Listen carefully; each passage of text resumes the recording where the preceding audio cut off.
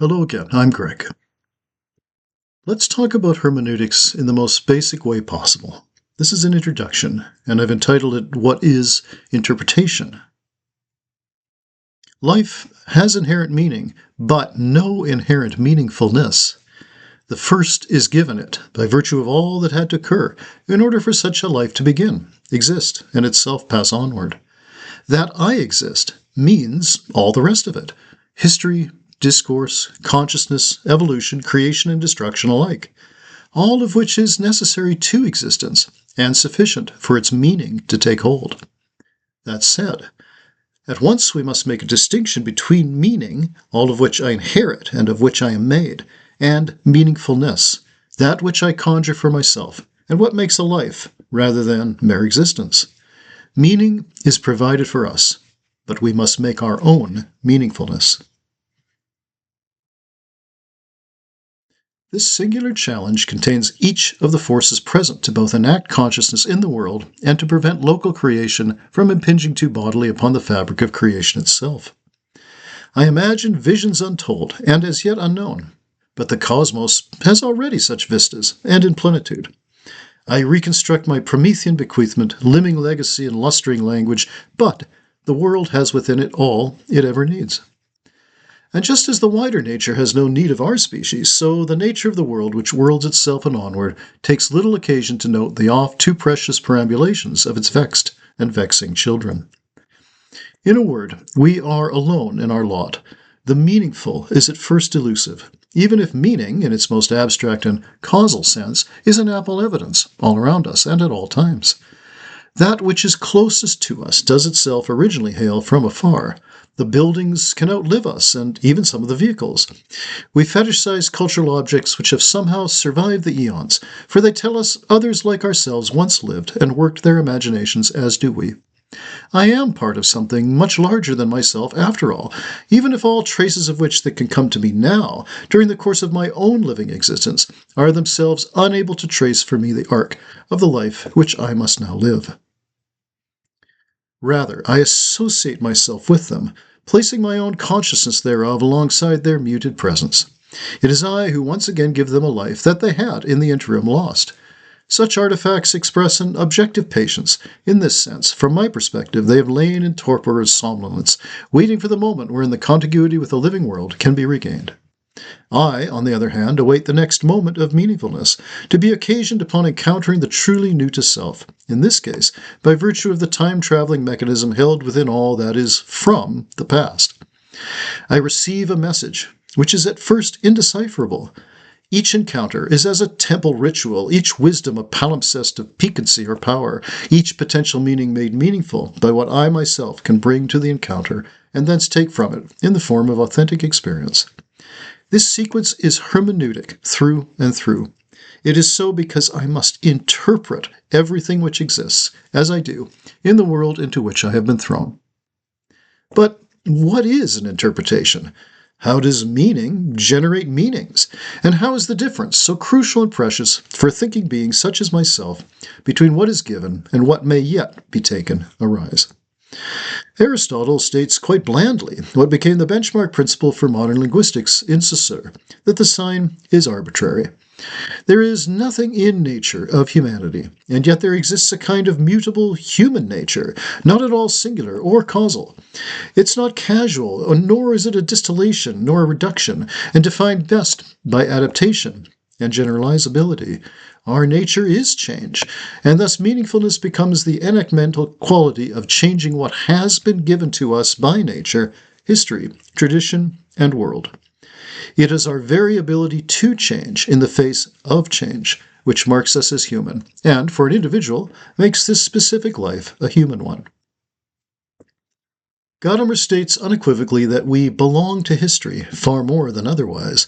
This is the given, a tradition which speaks to us through our current prejudice, in part, and with some apparent irony, by contributing to the sedimented sentiments which bulwark this very prejudice. Prejudice is not immediately bigotry, just as hypothesis is not at first bias. But if we listen only to our deafness, then this paradoxical image of our own life becomes a contradiction of itself. Our deafness rests in meaning alone. It cannot give rise to meaningfulness.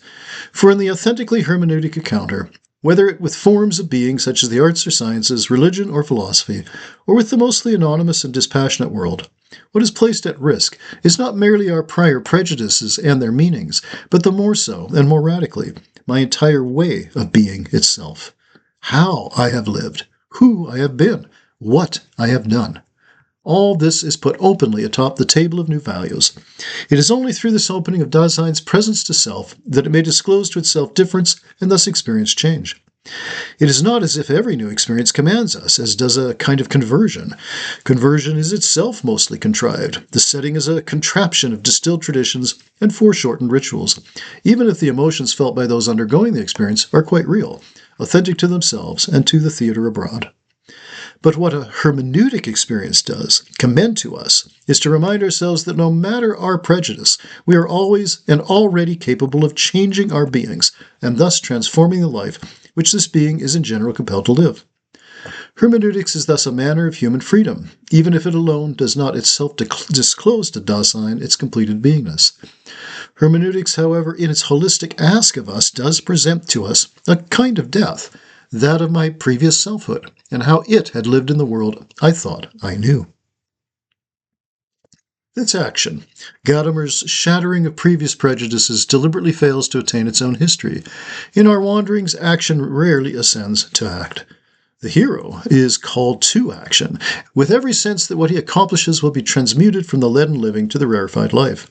But the real person simply engages in action ongoing, without either assignation or a sense of posterity. It is enough to, on the near hand, survive another day and indeed live the next, and upon the hand afar to imagine what could be, in the very face of what is.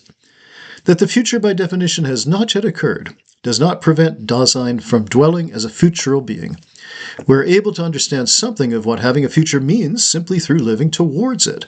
We are beings who are ahead of ourselves. And each memento in our growing collection of traces of life, those long past and unknowable to us in almost every way, as well as those most intimately known and beloved, which we share with our contemporaries, together gradually form a mirror to living consciousness.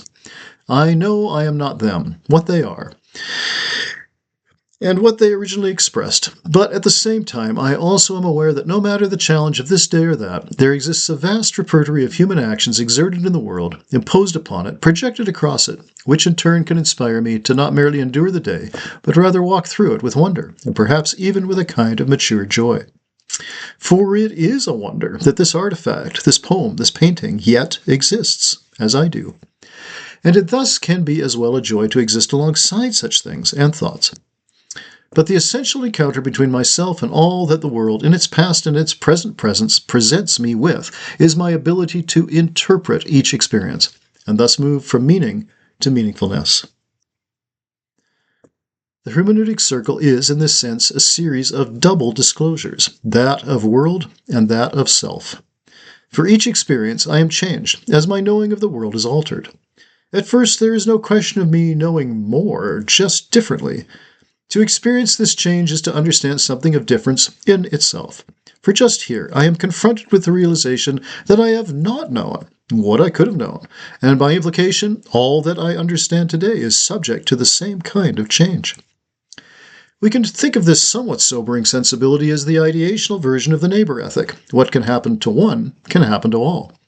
That one of my prejudices can be abruptly altered means that all of them can be so.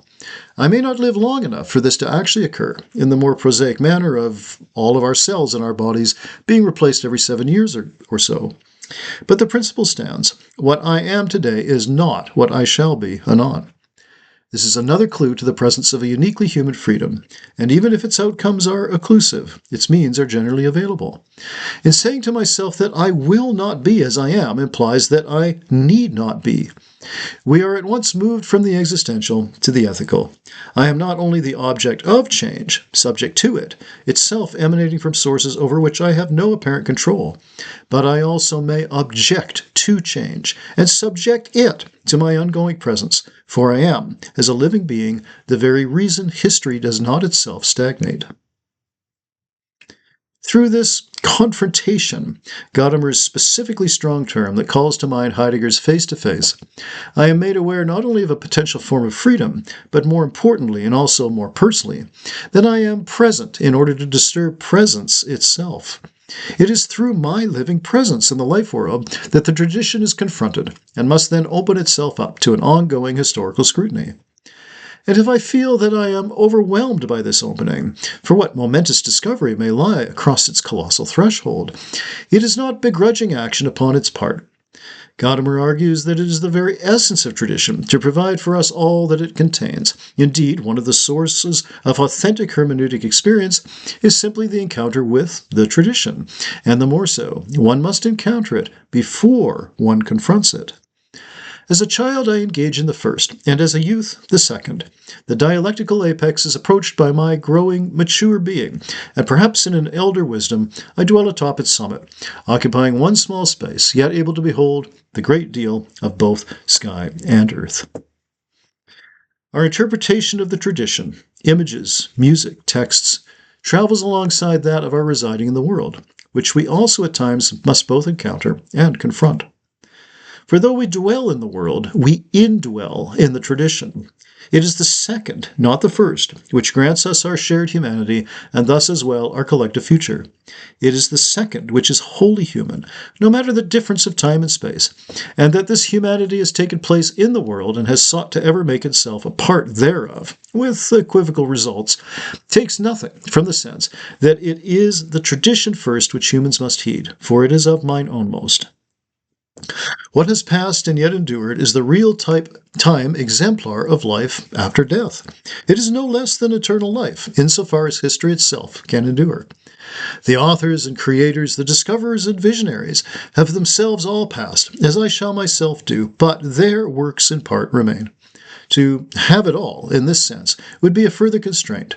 To know what they knew would contravene our better Beethovenian deafness, for it is in part unknowing which invokes the imagination more fully.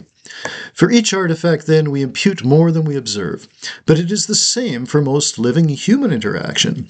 We vouchsafe the knowledge of the social world, but we rather gainsay that of the life world, that which is on the way to wisdom. The social world is the hyletic source of meaning. It presumes upon the Lebenswelt, for this wider historical space is the source of our world perceptions, or Weltanschauung, and is thus both a font of tradition as well as perspective. The social world is a how-to of day-to-day living, whereas the life world is the progenitrix of meaningfulness. This is so because, mostly for practical purposes, very little of what is actually knowable is in fact used as knowledge in mundane life.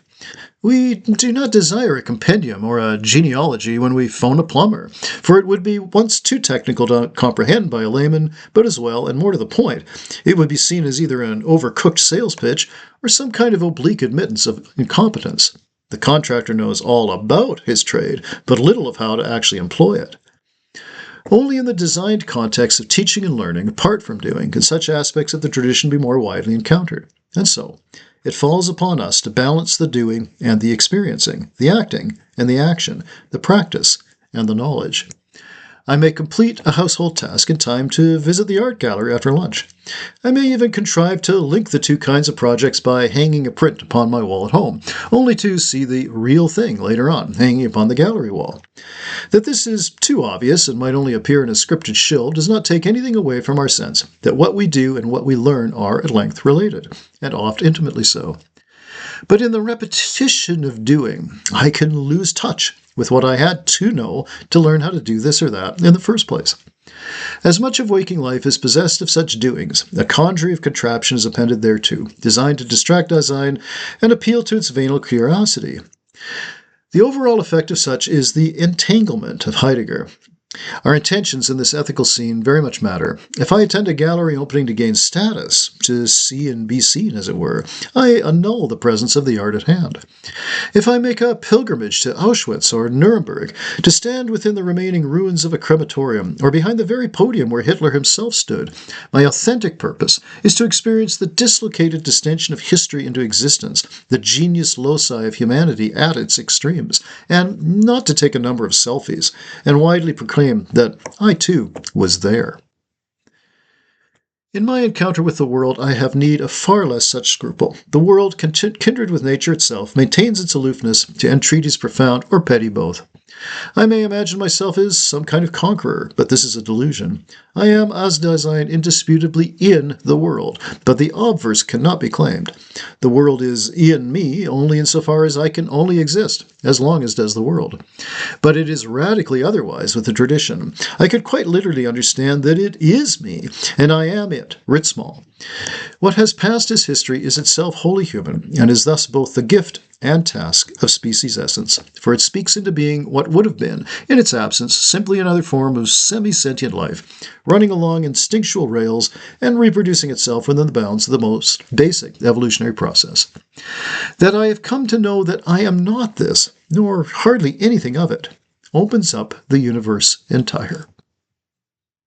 Even so, this self-apprehension, that I am a being only in the world and not of it, but rather my Dasein exists both in and of the tradition, can only be explored by way of interpretation, and so I am inclined to at first wonder about the process or even method of interpreting, as well as the character of meaning into meaningfulness. Things, events, others, all may be taken at face value if we choose to do so.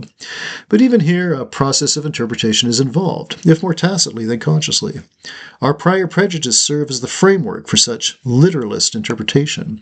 There is, of course, no such thing as transparency in human perception. To take something literally is to engage merely the stuff of primary socialization, a habituatedly learned substructure of simple, if not always simplistic, forms and norms alike. Those who claim to deny exegesis and eschatology both prefer to engage with Scripture, for example, in this basic manner. Yet this, too, is an interpretation, and nor is it ever the most obvious one at hand. What differs from a conscious effort in encountering text, image, music, or world, and the literalist, is that the latter disengages to, in fact, engage. Here I nod my head to the presentation of what is in fact a form of otherness to self. I take its presence too seriously, and indeed supplant my own with its apparent sensibilities. We shall have more to say about literalism in the appropriate places, but for now, the most salutary use of the literal interpretation, so-called, note that if we maintain our alertness to the intimacy of hermeneutics with experience, we will not shudder as much at the oxymoronic timbre of such a phrase, is that it can serve us as a benchmark from which to begin to understand meaning first, and thence eventually meaningfulness. Since there is nothing in nature that denotes, we must rely upon connotation. The relationship between a thing and a word has been a great theme in modern thought, from analytic philosophy to linguistics, to the cognitive sciences and even neuroscience, to workshop writing, how does one describe a false reality, for instance, and others besides. But Saussure's iteration of Aristotle's dictum still rings clearly enough. Language is something altogether human, and even if it is viewed as a gift from another world, it is still not of nature. The mathematician in his most sober cups will admit that his language is only a manner of describing states of nature, and is nothing natural in and of itself. Language participates in history, so that we find the very meanings of words are altered over time. Their references, itself a concept highly divisive and nebulous in modern thought, as well can change. Perhaps the most glaring oversight in the maelstrom of the culture wars is simply this, that language and its use changes over the course of this or that duration. So, for example, the person who eschews dominant gender types, and perhaps roles as well, recently has adopted the plural to refer to what on the surface and what meets the eye remains a singular being. However awkward this may be for the rest of us, there needs be no politicized explanation for it as an event. It is simply another expression of the character of language itself. This self-reinterpretation is more interesting along other lines entirely, in that we begin to comprehend that even the most die-hard prejudices are subject to sabotage, if one is a defender of society as has been, or revolution, if one happens to be one of the iconoclasts. This kind of experience, liberating on the one hand, perplexing on the other, is more than implied by our suggestion above, that we think of the hermeneutic experience as the ideational version of the neighbor ethic. What can happen to one word can happen to all, or one concept, or one principle, and so on. My long-departed mother used to say quaintly and yet scandalously that gay used to be such a nice word. Not being myself gay, I shrugged it off as something someone born in the flapper era, certainly one of the gayest, as it were, of recent history, would indeed think to utter. We shall never know what the author of The Gay Science would have remarked about the specific shift in reference occurring around 1968, but what is certain is that he would have acknowledged the principle as primary, and indeed of the essence of language as a form of being, and as well a uniquely human way of knowing. That the sign is arbitrary is perhaps still a too gentle manner of stating this principle, for it belies the scope implied in a way that other laws of the human sciences are not as shy about. If the sign is arbitrary, then so is everything else that is human, even to the point of conception of reference denoted by terms such as sacred, one of Durkheim's key ideas, or class consciousness, one of Marx and Engels. Add to this other member of this executive club of modern ideas, such as the unconscious of Freud and even evolution from Darwin, and we begin to waver in the face of not sign, but rather arbitrary. Bourdieu and Passeron have famously qualified in a quite redundant manner this conception by coining the phrase the cultural arbitrary to refer specifically to the difference between systems of caste and those of class. This is perhaps the key feature of their theory of symbolic violence, which itself avers as much as it avoids. For the question of what violence is, too, an interpretation, and a specifically delicate one, given the way some households socialize their children, for example. Writ larger, the question of what constitutes a war has shifted in a dangerous manner. Conflict, yes, but this is a catch-all. Police action, intervention, counterpunch, defensive act, and many others have been assembled to stop the bleeding internal to the loss of our ability to simply state the case for war itself. The essential fact that language changes over time invites both Orwell as a critic and the Orwellian as the object of critique, and we are never guaranteed that the former will overcome the latter. But political convenience aside, what hermeneutics offers to us, if we choose to employ it and understand ourselves through its process and its circle, is a built-in critical lens, which is more radical than any skepticism. For Ricoeur, this is the hermeneutics of suspicion, and we shall have a great deal more to say about it, once again, at the right place and time. Suffice for the moment to give a thought to the power of such a lens. There is nothing that can be without its interpretational glance. There is nothing that can withstand our own most human ability to question what the social world upholds as standard practice, and beyond this, what constitutes praxis, the applied discourses of thought into world, of ideas into professional norms, of dreams into plans. The annoyance that such a regression brings upon us, that nothing would get done if we simply sat around and thought about things all day, is in fact part of the process of suspicion itself.